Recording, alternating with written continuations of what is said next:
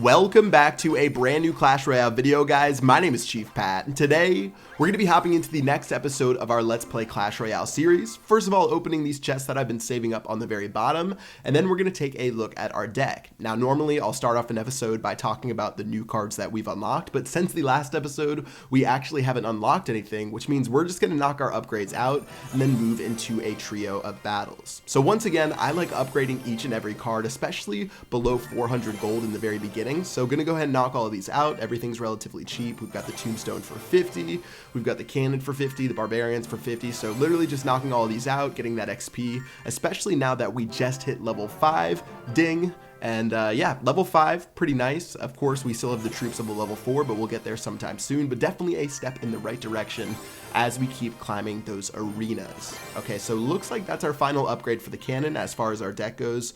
We have a pretty solid deck right now. This is one that I would definitely recommend to everyone at a lower level. You don't have to have the Prince if you want to use it, but it's a pretty solid combination of cards. Generally in lower level arenas, it really isn't about the cards, it's learning the basics of the game, how to play the game, how to effectively trade, and that's really how you climb the rankings. Of course, I will make different decks for each arena once I start getting up there to help you guys when you're climbing, but for now, really just focused on the gameplay more than the decks.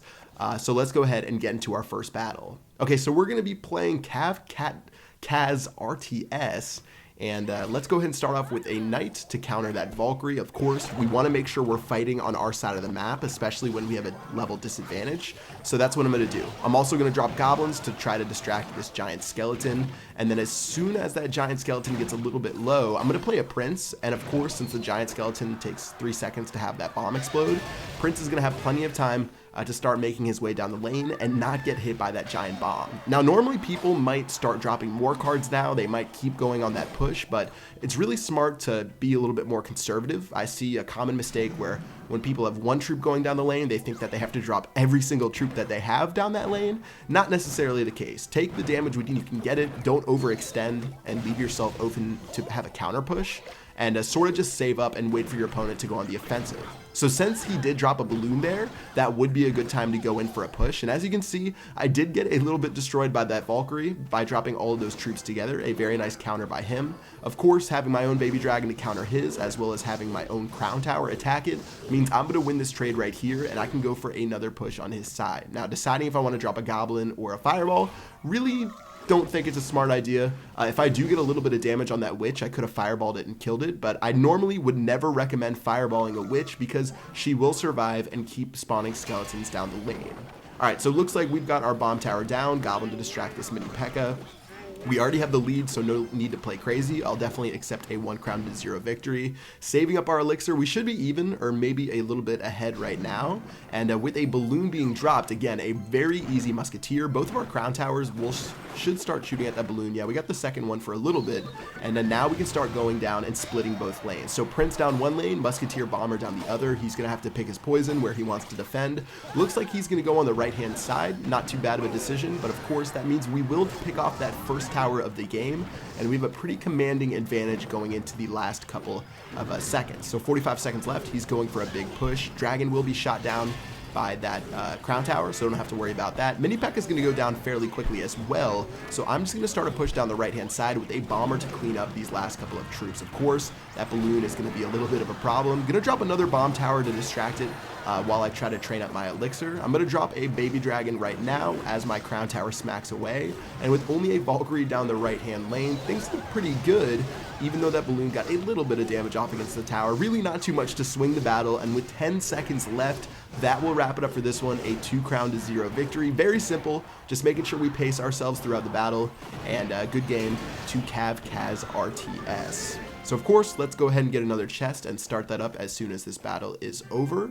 Again, 2 to 0 in my feeder clan, the Clastronauts. 29 trophies and a golden chest, perfect for overnight or starting up whenever we want. Okay, so 2 trophies or 2 crowns towards our crown chest. Let's go ahead and hop into another battle immediately. Not going to switch our deck up from now. I'll probably just use the same deck in most of the battles today. And again, getting matched up with Joshua, and it looks like he's a level 5 as well, so it's going to be a pretty matched battle. We still have plenty of cards to upgrade inside of our deck, but facing someone your level, as I'm sure many of you guys have raged about this, facing someone your level is fine. Facing someone above you can get pretty tired pretty quick. So let's go ahead and get into another battle where he starts off with a giant as well as a witch. Now notice where I place my baby dragon. I don't place my baby dragon in front of the giant because I know that the giant would just start tanking my baby dragon while the witch and the musketeer shot at it. So I drop my my dragon behind the giant to help assassinate that witch, and then the rest of my troops were able to clean him up before he really got to the tower, giving me a massive counter push on the other side of the map. So far so good. Mini P.E.K.K.A is a pretty good card to counter me as far as that push goes, but the damage has already been done, and with 157 health left on that tower, it's looking to be pretty smooth from here. Okay, so Mini P.E.K.K.A is going down the lane. Looks like our prince did a good job. A very effective card, not by itself would be the bomber, but when you put something like a knight or a prince in front of it, it's going to go ahead and give it a pretty nice cushion to do its damage. If someone drops a skeleton army or spear goblins, my bomber can take those out pretty quickly, and dropping his giant down the lane, it will get pretty much killed, especially with that last bomber shot right there, and that will do it for his push, and we have a pretty clear 1 crown victory. Now looking at where he's going to drop his card, I'm prepping a knight, and as soon as that witch went down, you guys saw I was hovering my knight. It's an important thing inside of this game. You want to make sure that you're always hovering your next move because it might give you that half second, full second advantage. So that's why I had my knight prepped and ready to see if he responded on the other side, and as soon as he did, I dropped that knight immediately, giving me half of the HP of that tower right away. I didn't hesitate about what I was doing. I held that knight right there, and as soon as he responded on that other side, which honestly he shouldn't have, he should have just tanked that baby dragon damage, I made sure to drop my stuff, and I was able to take him out pretty quickly and get about half damage to that tower that prince just cleaned up as he made his way down the left-hand lane. So with that barbarian hut obviously costing 7 elixir, really doesn't give him that much left to defend against that prince, as well as another goblin hut right there. But notice that my bomber is an absolute beast, as well as the baby dragon is as well against the spawner deck, because they can just keep mowing down those waves. I will drop a fireball on the witch at this point because I've already taken over his side of the map, and I can drop a prince right on top of her after that's done.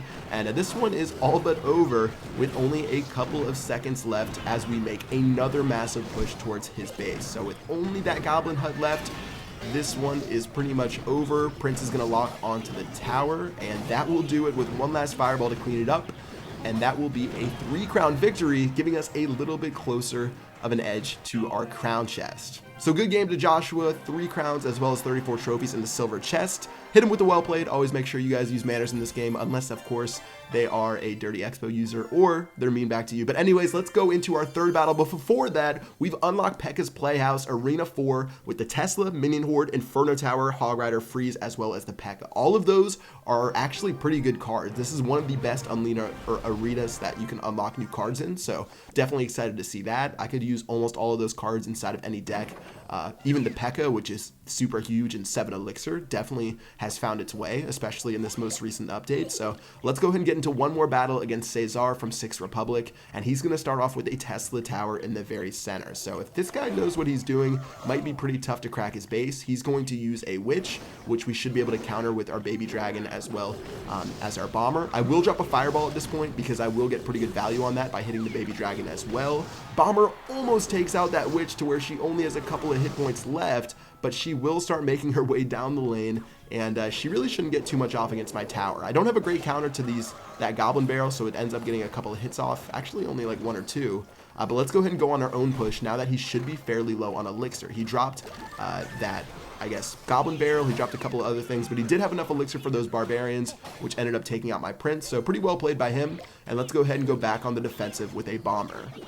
So this one's been pretty back and forth so far. Looks like he knows what he's doing. He's playing a Tesla for defense. Honestly, I would have pushed his Tesla spot. You see where he's dropping his Tesla? That's not a very effective place to play it because it won't get troops to go to it because it's too far back. You want to play it about 2 spaces up. If you look at those square blocks on the ground, it should be 2 blocks up of where it is, or I guess down, depending on your perspective, because you want to make sure that it actually distracts the troops, which it's not doing right now. And you can see the card advantage going to work. It looks like he was actually able to take out my musketeer with that fireball. I dropped a prediction fireball to see if he was going to drop spear goblins or anything else, but nothing ended up being dropped, so that was pretty bad for me. But I do have a counter with a bomb tower, which should be able to decimate these barbarians and that witch.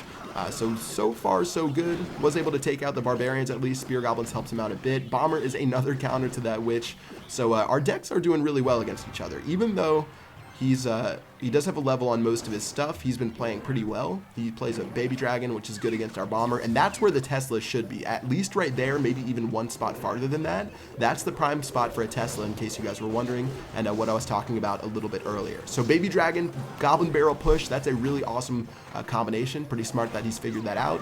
Looks like we're gonna go ahead and go for a massive push down this lane. We got a fireball, but he has a freeze, which ends up being a little bit of a problem. That Tesla has plenty of time to punish, and with only 850 health left on our tower, this one has been pretty back and forth. You can definitely say he's winning, and at this point he starts going for the fireballs. We're definitely in contention for our first loss ever on this account, so we're gonna step it up, switch up our combinations, and let's see what we can do. Okay, so he's going to go ahead and drop his barbarians, but what I'm going to do is switch lanes. You guys might notice that a lot of people get locked into a single lane. I'm going to end up actually going down the left-hand side to try to switch it up against him. He does have a smart free spell to take me out, but still good to keep him on his toes. Looks like he's got another fireball taking out our musketeer, as well as hitting our tower, and with only about 50 seconds left, really going to be tough to win this. We don't have much damage off on either of his towers. He's getting pretty smart to some of our tricks. We're not able to switch it up.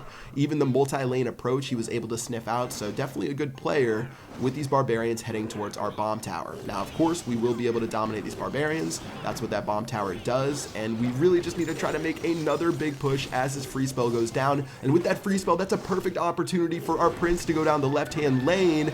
He drops a Tesla. That's not going to do too much. Still has full HP as I drop my fireball. Fireball is going to end up hitting those barbarians. A great prediction fireball right there, and with 466 HP left on that tower, we still have not cracked his base. With 9 seconds left, this one is all but over, and this is going to be a tie between myself and Cesar.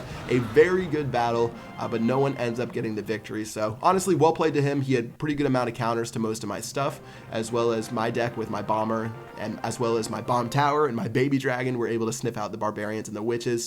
So close to pulling out a victory towards the end, but still 1132 trophies, not too shabby at Arena 4. And taking a look at my battle log, things have been going pretty well also. So that's going to do it for the 6th episode of this Let's Play series, guys. We're definitely getting up there, and sooner than later, we'll start playing players who are 2 to 3 levels above me, which is going to be a little bit of a bummer. But still, I'm going to give you guys my best advice along the way, as well as make specific videos for certain topics I want to talk about. Again, if you guys have a certain deck you want me to try, whether it's spawners, whether it is building decks, I'm more than willing to do those. I guess right now I am sort of trying to win as much as possible to see how long I can win without losing, but I'm definitely going to be switching it up, trying out a bunch of different stuff, because that's the awesome thing about this game. You can literally play 100 different combinations, and yeah, that is going to do it for this video. Hope you guys enjoyed. If you did, make sure you drop a like. Until next time, I will see you guys later. Peace out.